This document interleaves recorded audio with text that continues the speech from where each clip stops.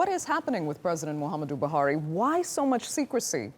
Not just upon his return, but prior, about his actual medical condition. Well, this is actually not peculiar to Nigeria. You know, we have the case of Buhari now. We have the case of Robert Mugabe in Zimbabwe. We have the case of Dos Santos in Angola. We have the case of Paul Biya in Cameroon. It's been to some extent, let me say an African thing. It's more political than you can imagine. When you actually give out the true condition of the health of a president in Africa, people, the opposition especially, tend to use it. So the president's handlers, especially in the case of Buhari, they're now being very careful because they're like, if we give out the true condition of his health, constitutionally he's supposed to declare, the state of his health. And people have been asking him to make public the status of his health, but he's refusing. But all they're saying is, first of all, they said he was not sick. Secondly, they said he was taking a deserved, medical rest out of exhaustion.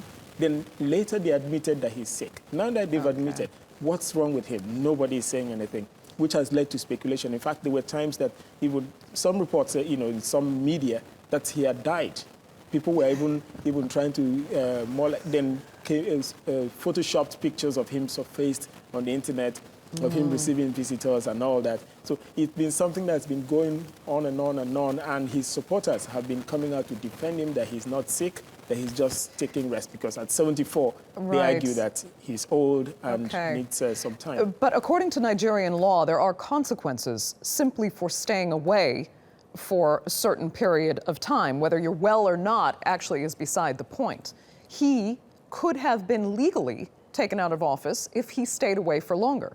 That's actually why his handlers, I think, were very smart in trying to bring him back to the country, because he's been away for 40 days more than the 10 days he had approved, which means almost about 50 days. And the Constitution stipulates that if he can't perform his function after 60 days, that is a basis for impeachment.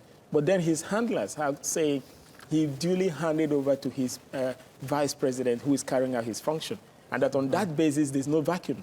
But then people are saying if you were elected as the president of the country, you have to be on ground to be able to carry out your functions. So he had 10 days before the debate about whether he would be impeached or not would arise. So for them to have brought him back today, which is even surprising because no one anticipated it.